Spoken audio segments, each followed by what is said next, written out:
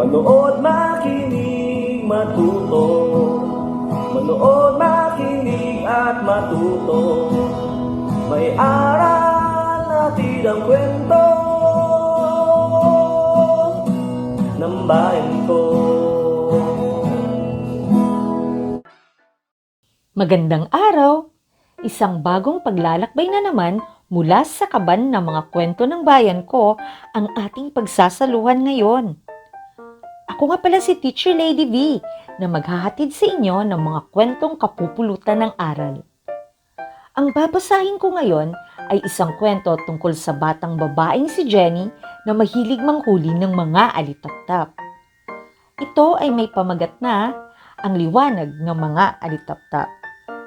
Kwento ito ni Dennis Bade at guhit naman ni Alvinir Valenia na parehong guro ng Schools Division of Antique. Binigyang buhay naman ito sa anyo ng audiobook narration ng inyong lingkod, Lady V. Valdez, na mula rin sa Schools Division of Antique, Region 6. Ating sundan kung saan dadalhin si Jenny ng kanyang kawilihan sa paglalaro ng liwanag ng mga alitaptap. Handa na ba kayong maglakbay sa kaban ng mga kwento ng bayan ko? Halina't makinig! Ang Liwanag ng Mga Alitaptap.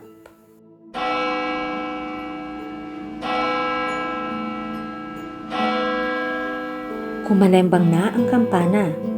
6:00 na ng gabi sa Baryo Liwanag. Binalot na naman ng dilim ang buong bahay ni na Jenny. Walang masyadong ilaw sa paligid dahil hindi pa naabot ng kuryente ang kanilang baryo. Ngunit hindi ito napansin ng 7 taong gulang na bata. Nawiwili siya sa kanyang hawak na garapon na naaaninag ang mumunting liwanag. Jenny, pasok ka na rito. Tawag ni Lolo Pancho.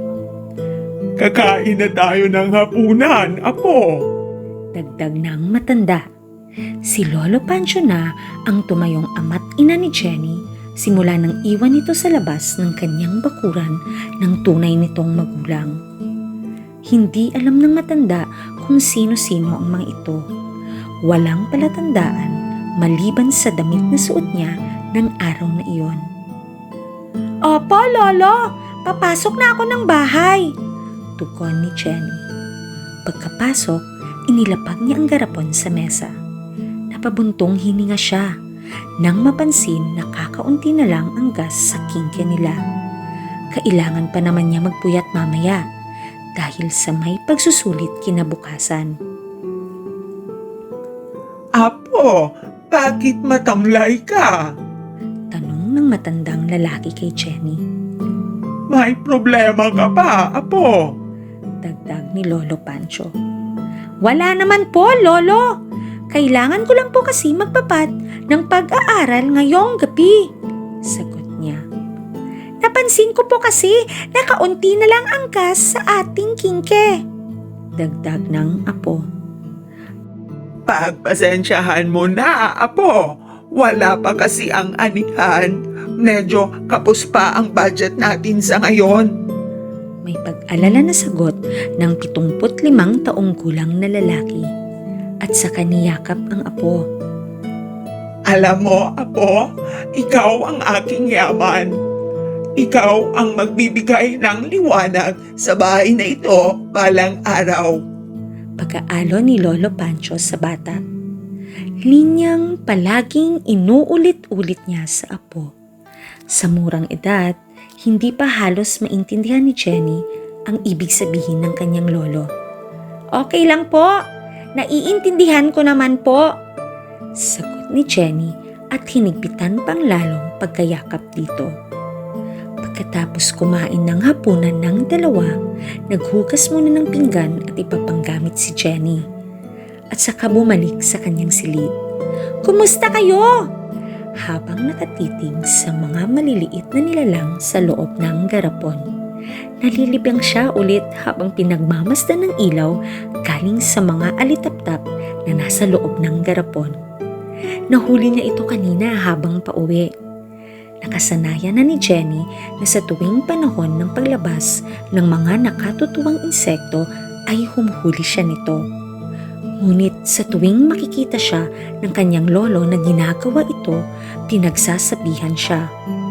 Ayaw na ayaw ng lolo niya na naglalaro siya nito. Humahantong paminsan sa pananakot at sinasabihan siya na ang mga alitaptap ay alaga ng isang maligno na nangunguha ng mga bata. Sikat sa kanilang baryo ang kwento tungkol sa isang maligno na nangunguha ng mga bata. At pinaniniwalaan ng mga matatanda na ang umiilaw na insekto ay alaga ng isang kinatatakutang nilalang. Ito ay nakatira sa malaking puno ng anonang sa paanan ng Baryo Liwanag. Araw-araw itong nadadaanan ni Jenny sa tuwing papasok ng paaralan at ganun din sa pag-uwi. Sa kabilang banda, tanda pa ni Jenny ang pagpapaliwanag ni ginawa ng isang guro sa agham sa kanilang paaralan tungkol sa mga alitaptap.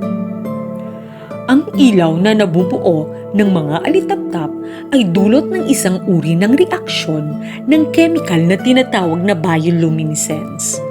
Wika niya. Ang proseso ay nangyayari sa espesyal na bahagi ng kanilang katawan na nagpapalabas ng ilaw. Patuloy niyang pagpapaliwanag. Isinaisip ni Jenny ang katotohanan na ibinahagi ng guro sa kanila.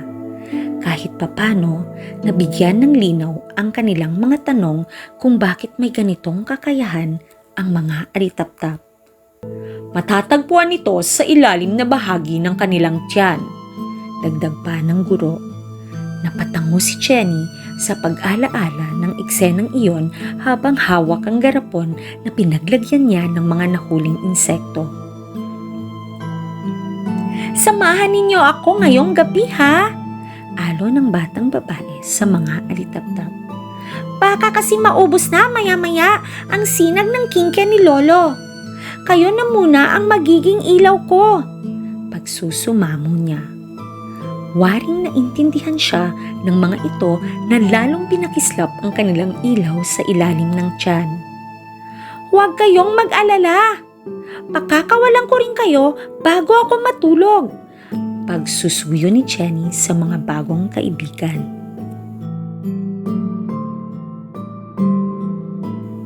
Magaling, Jenny! Na-perfect mo ang ating pagsusulit. Bati ni Ginang Bacauco. Hanga ko sa iyong sipag sa pag-aaral. Pagpapatuloy ng guro. Sinabi rin ng guro na magkakaroon sila ng pagsasanay ng kanilang bilang para sa programa ng buwan ng wika ng paaralan. Ito ay gagawin nila pagkatapos ng klase sa hapon. Mayroon na lang silang 2 araw upang maghanda. Jenny, inaasahan kita rito. Wika nito. Palubog na ang araw nang matapos ang pagsasanay ng mga mag-aaral ni Ginang Bacauco. Pinangunahan ni Jenny ang mga kaklase sa kanilang interpretatibong sayaw. Mga bata, mag-iingat kayo sa pag-uwi. May pag-alala na wika ng 48 taong gulang na guro. Lalo pa at dumidilim na sa paligid. Pahapol niya sa mga bata.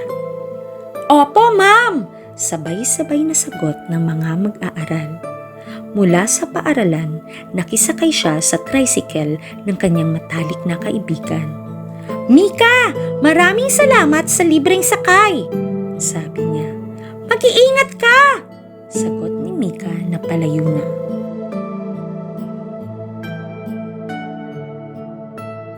Mag-isa nang binabaybay ni Jenny ang papasok ng kanilang baryo. Habang siya'y naglalakad, kumalembang ang kampana. Naisip niya na sana dadating ang araw na hindi na niya kailangan pang maglakad papasok sa kanilang baryo. Medyo nakaramdam ang batang babae ng pangamba dahil hindi na masyado naaaninag ang daan. Nadagdagan pa ito nang nakarinig siya ng parang ungol ng isang malaking tao. Sa takot, kumari pa siya ng takbo.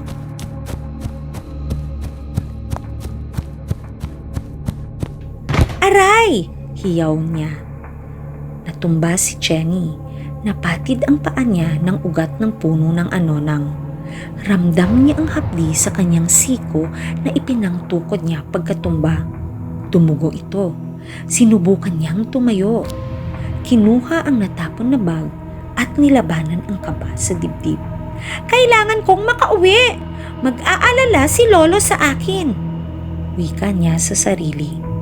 Kasabay noon ay may naaninag siyang liwanag na papalapit sa kanya. Palaki ng palaki hanggang sa lumiwanag ang buong paligid. Mga alitaptap. Napakaraming alitaptap ang sa kanyang harapan. Sinundan niya ito na wari ay nagtuturo sa kanya ng tamang daan. Kinaumagahan, nagising si Jenny na mabigat ang katawan. May narinig siyang nag-uusap sa sala. Tumayo siya at lumabas. Sinalubong siya ng 2 tao na hindi niya nakilala. Magara ang mga kasuotan, wari nananabik sa kanya. Jenny, anak! Kami ang tunay mong magulang! Wika ng babae habang hawak ang lumang damit ng sanggol. Kasunod nun ang mahigpit na yakap ng 2 sa kanya. Narinig uli ni Jenny na kumalembang ang kampana. 6:00 na naman sa Baryo Liwanag. Pero kakaiba ngayong gabi. Napakaliwanag ng bahay. Pinuno ng mga liwanag ng naroon. Ni tatay, ni nanay at higit sa lahat ni Lolo Pancho. Salamat sa inyong liwanag! Nakangiting sambit ni Jenny habang kinakawayan sa kalayuan ang kanyang mga tagapagligtas.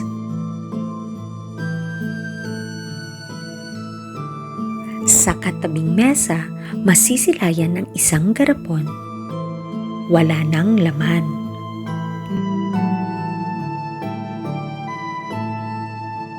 Ang kaban ng mga kwento ng bayan ko ay mula sa amin ng Bureau of Learning Resources at ng mga Learning Resources Management Section ng Kagawaran ng Edukasyon.